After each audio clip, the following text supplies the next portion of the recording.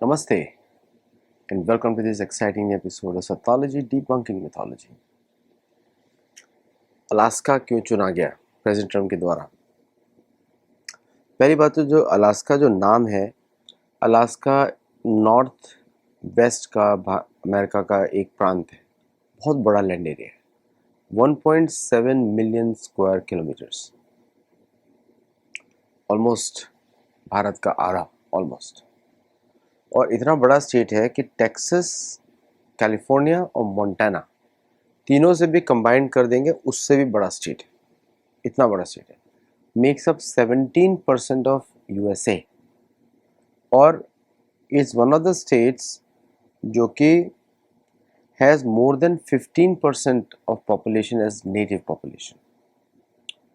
18वीं शताब्दी में इसको इट वाज रशियन अलास्का, जिसको रशिया ने 1867 में 7.2 मिलियन डॉलर्स में बेचा था अमेरिका को। अभी उसकी कीमत होगी अप्रॉक्सीमेटली 164 मिलियन डॉलर्स, ऐसा बोला जाता है। मेरे हिसाब से उसकी कीमत होगी क्लोज टू 2 बिलियन डॉलर्स उस 7.2। फिर भी इतना बड़ा एरिया बेचा था, क्योंकि ये जो कॉलोनाइजेशन पीरियड था वहाँ पे सभी कंट्रीज़ ने पार्टिसिपेट किया था एक्सेप्ट इंडिया, क्योंकि भारत जो था इटसेल्फ वाज सपोजिटली कॉलोनाइज्ड और मेन पर्पज़ यही था लूटने का वेस्टर्न कंट्रीज़ का, क्योंकि बाकी लोग बड़े सिंपल थे और यूरोप के लोग बड़े कॉम्प्लेक्स थे। यूरोपियंस को तो आपको मालूम ही है, हर जगह रिलीजन के नाम पे उन्होंने कॉलोनाइजेशन किया है। उनको अपना रिलीजन बढ़ाना था और रिलीजन के नाम पे कॉलोनाइजेशन हुआ। बाकी लोग कुछ भी बोलते रहें, इकोनॉमिक पर्पसेस और ये सब, रिलीजन को यूज़ किया टू गेन द प्रॉस्पेरिटी, ये प्रोग्राम है मेन। और Alaska was one of the states colonised bye Russia first और बाद में यूएस। 1867 के बाद ये यूएस टेरिटरी बन गया। और बड़ा ये फनी है क्योंकि मुझे यहाँ पे बहुत इतिहास दिखाई दे रहा है। रिसेंटली कुछ साल पहले कमेंट आया था, we should take back Alaska from USA. एक रशियन मेडवेडेव प्रीवियस प्रेसिडेंट ने कमेंट दिया था, क्योंकि अलास्का अब उनको लग रहा है कि कितना उन्होंने लॉस किया वो तो पॉसिबल अब नहीं है। पॉसिबल इसलिए नहीं है कि unless US and Russia get into A fight for Alaska, नहीं तो पॉसिबल नहीं है। और ये जो पूरा जो टेरिटरी है that has extensive fishing, US का highest per capita income Alaska में है, पॉपुलेशन बहुत ही कम है और most of the states is forest land covered है एंड वेरी डिफ़िकल्ट टेरेन, ठंडा होता है। वहाँ पे आपको अलास्का के प्लेन्स दिखाई देते हैं, small planes with large tyres, that's all Alaska. लेकिन ये अलास्का क्यों चुना, ये सोचने की बात है। अलास्का जो नाम है इससे फिर अलानिक से आता है, जो कि itself is a native American name, उस स्टेट का नाम। और काफ़ी नेटिव अमेरिकन पॉपुलेशन भी है जो वहाँ रहती है। Approximately 5 to 6% people speak native languages और बाकी वहाँ बहुत फिलिपिनोज भी है। मैं इसे आपको क्यों बता रहा हूँ, क्योंकि आपको ये समझ में आना चाहिए कि यही क्यों चूज़ किया गया, बाकी भी चूज़ किए जा सकते थे। ईस्टर्न फ्रंट में उस एरिया में मैक्सिमम बेरिंग स्ट्रेट से एक्चुअली वो एरिया है, वहाँ से भारतीय मूल के लोग आए थे, सारे एशियन मूल के हैं। तो all the natives in Alaska are भारतीय जीन्स। मैं जीन थ्योरी बिलीव नहीं करता, जीन्स थ्योरी। उधर रशिया की बड़ी पावरफुल नेवल फोर्सेस हैं बेरिंग स्ट्रेट के उधर, और every part of Alaska is covered through a nuclear umbrella of Russian forces. और उस एरिया में because of Russian heavy navy presence, naval presence, Vladivostok का जो एरिया है वहीं से जाता है आर्कटिक में, समझ रहे हैं आप? तो वो इस एरिया से आर्कटिक ओशन में जाता है। That is a very it's new sea front, और अमेरिका वहीं पे सिचुएटेड है एट द कॉर्नर। अब there are many theories can be put, but मुझे ये चॉइस जो है काफ़ी इंटरेस्टिंग लगी, क्योंकि पहली बात तो आपको बता दिया, रशियन नेवल प्रेजेंस वहाँ बहुत स्ट्रांग है, अमेरिकन नेवल प्रेजेंस भी वहाँ पे स्ट्रांग है, लेकिन इतनी नहीं है जितनी रशिया की है, क्योंकि रशिया का brunt of the forces are there. और ये बड़ा नैरो स्ट्रिप से निकलता है, तो दोनों फोर्सेस आर बैलेंस्ड उस एरिया में। उस एरिया को कभी भी अमेरिका भी चोक कर सकता है, कभी भी रशिया भी चोक कर सकता है, दोनों कर सकते हैं ना। और वहाँ पे रशिया का ईस्टर्न फ्रंट और अमेरिका का वेस्टर्न फ्रंट मिलता है दोनों कॉन्टिनेंट्स के बीच में। ऑन स्पेसिफिक लो टाइड्स में जो उसका ड्राफ्ट है वो कभी कभी लेस देन 10 मीटर भी पहुंच जाता है समुद्र वहाँ पे, which is not suitable for large ships for that reason, क्योंकि मिनिमम 30 मीटर होना चाहिए, मिनिमम 30 मीटर से 40 मीटर होना चाहिए। That is also close. Now why that is chosen, बड़ा सिम्बॉलिक है। पहला सिम्बॉलिज्म है कि it was a previous Russian ownership. दूसरा, वहाँ पे उस एरिया में एग्रीमेंट हुआ था, सो आफ्टर 1867 तो रशिया ने उसको एरिया को फोरगो किया था for the money, and Russia को वो लैंड जो है it was given up by Russian federation. अब उसका डील आता है यूक्रेन रशिया के एग्रीमेंट्स पे। वहाँ पे भी कुछ एग्रीमेंट्स ऐसे होने चाहिए जिससे परमानेंट पीस हो जाए। That means division of Ukraine is certain, लेकिन कितना होगा वो देखना पड़ेगा, क्योंकि रशियंस को मालूम है कि they made a very loss making deal at that time for Alaska. Alaska is one of the largest oil producers and also fish producers. तो ये यूक्रेन के लिए बहुत ही नेगेटिव न्यूज़ है that they are meeting in Alaska. और Ukraine के लिए America, Russia will see guarantees for permanent access to Black Sea legally. So Odesa can also be in play in Alaska. और Trump के बारे में आपको मालूम है, इतना हुआ मचाया, और लेकिन अभी अलास्का में एग्रीमेंट करने जा रहे हैं। सो डू यू थिंक कि अमेरिका भारत के विरुद्ध उस एग्रीमेंट के बाद कुछ छोड़ देगा? Again you have to understand geopolitics. नहीं, अमेरिका के इंडिया के ऊपर प्रेशर बढ़ाता ही रहेगा despite of everything, because the target is not Russian Ukrainian peace deal. उसको कोई इंटरेस्ट नहीं है किसमें। The target is stopping the growth of India. Will US and Russia agree for their peace to compromise on India? Geopolitics can say in any direction.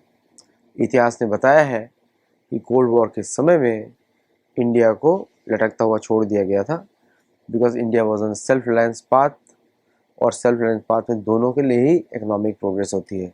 आपको बड़ा अटपटा लगेगा मेरा analysis, but this is what I am seeing from the history कि पिछली बार भी भारत को KGB और सीआईए दोनों ने एक्सप्लॉइट किया था। तो लेकिन इस बार क्या ऐसा पॉसिबल है? पॉसिबल शायद नहीं है, क्योंकि Russians have no trust on America, India has no trust on America, China doesn't trust America, America is the most untrustworthy nation right now. तो इसकी पॉसिबिलिटी बहुत ही कम है, लेकिन जियोपॉलिटिक्स में या डिप्लोमेसी में कुछ भी हो सकता है। Now coming back to the Bharat relationship with US, क्या अमेरिका छोड़ देगा भारत को? नहीं छोड़ेगा, क्योंकि उसका टारगेट रशिया यूक्रेन पीस थे ही नहीं। वो तो टेस्ट कर रहा था कि इतना प्रेशर भारत झेल सकता है, और भारत ने बहुत प्रोएक्टिव एक्शन भी लिया, बहुत क्विकली लिया। अब उसको मालूम है कि नेक्स्ट फेज कहाँ पे जा सकती है। तो अगर अमेरिका को एक और कंपेरेटर कम करना है, देखिए अमेरिका एक असुर बुद्धि से सोचता है।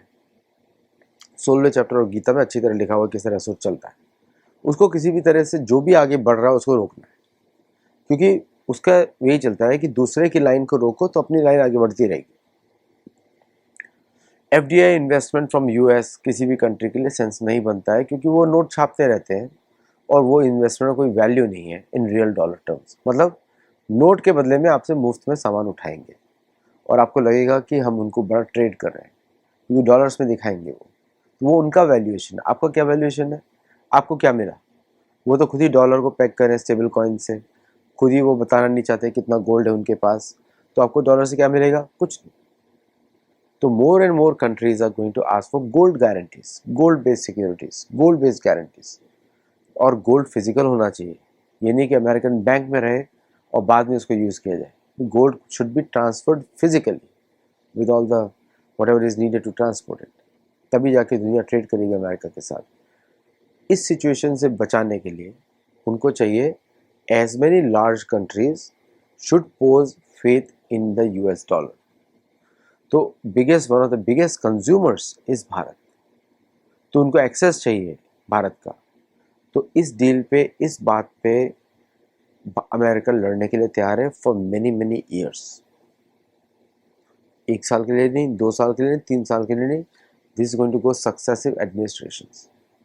क्योंकि अमेरिका में अगर उसको एक्सपोर्ट बेस्ड हब बनाना है तो दे नीड मार्केट्स, और मार्केट्स भारत से बड़ा कोई है ही नहीं. एक market, Bharat is 17% of world population, they can't ignore it. तो अमेरिका को अगर भारत में बेचना है, they have to get forcible deals for their products, whether good और बैड, वो तो देखना ही पड़ेगा उनको. अगर मैन्युफैक्चरिंग बढ़ानी है तो छोटे गुड्स भी बनाने पड़ेंगे, और अगर वो छोटे गुड्स नहीं बना सकते then they have to sell their agriculture, जिस पे वो बात कर रहे हैं भारत से बार बार, क्योंकि बहुत सारा agriculture produce gets wasted in America because GMO बहुत सारी कंट्रीज नहीं खरीदती. तो डू यू थिंक कि भारत के रिएक्शंस क्या होने चाहिए? वो तो इकोनॉमिस्ट आपको बताएंगे ट्रेड वॉर के. लेकिन मैं आपको एक बात बता सकता हूँ कि व्हेन, अगर उनको कंसिस्टेंट, क्योंकि एंग्लो सेक्शंस को नेगोशिएशन की आदत नहीं होती. आप कोई भी डील देख लीजिए, 1776 जब से अमेरिकन कॉन्स्टिट्यूशन बना है तब से आज तक कोई भी डील अमेरिका ने ऐसी साइन नहीं करी है जिसने उसने एक्सटॉर्शन ना किया हो मिलिट्री के थ्रू. एक भी डील नहीं, इंक्लूडिंग ट्रीटी ऑफ ट्रिपोली. वहाँ पे भी military was put in as an option, कुछ नहीं होगा तो हमारे मिलिट्रीज आएंगी. वर्ल्ड वॉर 1, वर्ल्ड वॉर 2 में भी मिलिट्री के बेसिस पे डील साइन हुई. जापान के साथ भी मिलिट्री के बेसिस डील साइन हुई. तो ये वो वीकनेस देखेंगे कि क्या भारत मिलिट्री प्रेशर झेल सकता है, and they will try also. अगर भारत ने वहाँ पे झपका तो भारत वहाँ पे लूज़ करेगा, सभी किसान सब कुछ लूज़ करेंगे. तो अभी भारत को ऑप्शंस अपने देखने पड़ेंगे, क्या वो अमेरिकन टेक्नोलॉजी पे डिपेंड कर सकता है या नहीं कर सकता. क्योंकि अमेरिका का रिकॉर्ड है कि वो किसी को भी टेक्नोलॉजी देता भी है तब भी उस पर वो कंट्रोल करता है, एंड यूसेज पे एग्रीमेंट साइन करता है. मतलब आप रिपब्लिक डे की परेड में दिखा सकते हो, दूसरों को दिखा सकते हो, लेकिन दूसरे पे आक्रमण करना पड़ेगा अनरिलायबल प्लेन्स, क्योंकि वो एंड यूजर पे कंट्रोल करता है. पाकिस्तान के साथ यही हालत होती है, इसलिए पाकिस्तान JF-17 यूज़ करता है मिक्सचर में, और जब भी आक्रमण करता है तो उसको रिपोर्ट देनी पड़ती है क्यों आक्रमण कर रहा है F-16 लेके. राइट, ये हिस्ट्री है. तो क्या भारत को भी ऐसा होगा? बिल्कुल हो सकता है, बिकॉज अमेरिका ने किसी भी देश को नहीं छोड़ा, इंक्लूडिंग यूरोप को, उसके चक्कर में.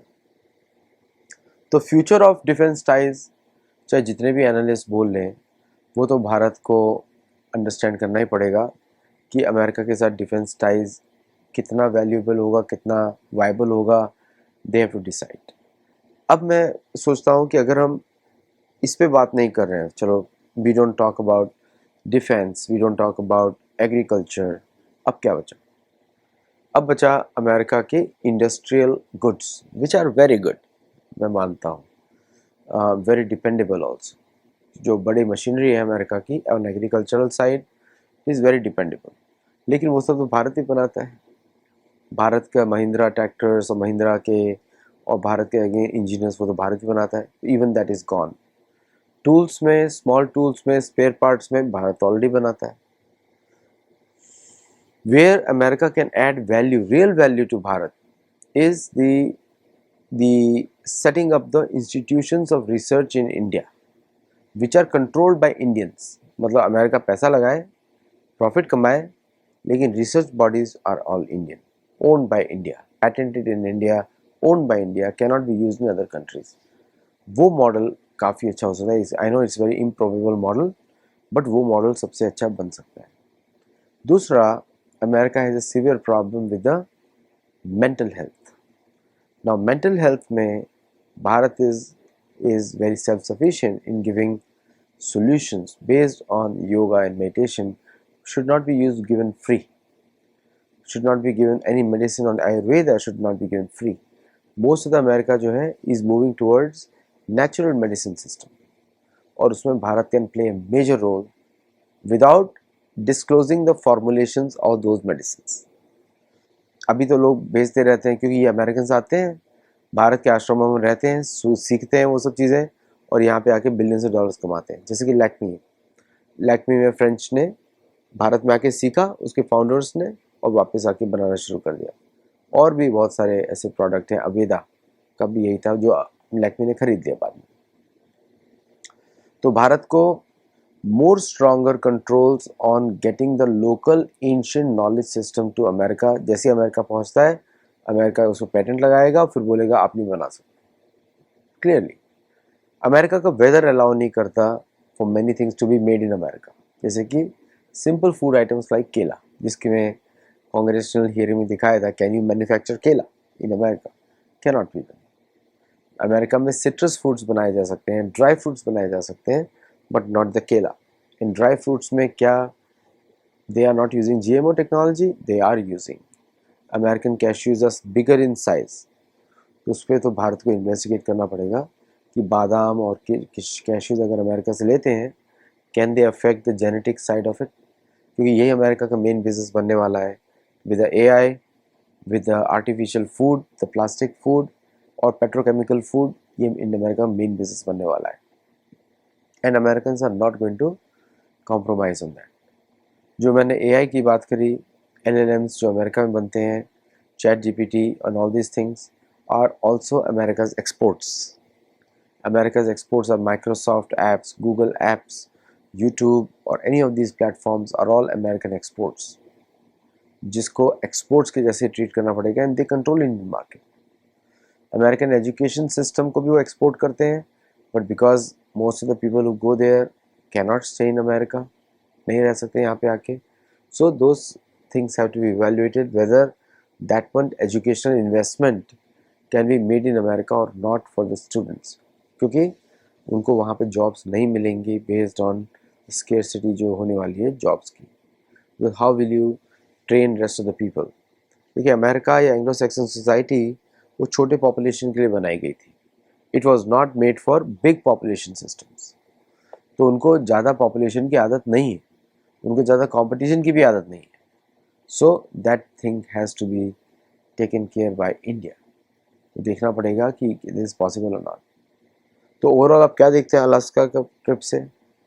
देखता हूँ कि major changes in US Russian relations. 90% मेरा चांस ये है कि वो टॉक्स ब्रेक होने वाली, 90%। 10% चांसेस सक्सीड होंगी, और सक्सीड होंगी तो यूक्रेन गया, और अगर फेल होगी तो उसके बाद America most probably pull back करेगा यूक्रेन से, बिकॉज डोमेस्टिक इकोनॉमिक सिचुएशंस रहेंगी और भारत से उसका वैर चलता रहेगा, because it's by design, it's not going to end there. उनको भारत से लड़ना ही है ताकि भारत आगे न बढ़ पाए। Lot of test for Bharat की पॉलिटिकल पार्टीज़ के लिए और नरेंद्र मोदी जी की गवर्नमेंट के लिए और भी बाकी अपोजिशन के लिए कि गेट योर एक्ट टुगेदर, अब ठीक से काम करो। Unity is the only thing that you can show to a foreign power. So with that I hope you like what I am trying to say, और अगर अच्छा लगा तो लाइक करिए, शेयर करिए और चैनल को सब्सक्राइब करिए और हम लोगों को सपोर्ट भी करिए। नमस्ते, जय जगन्नाथ।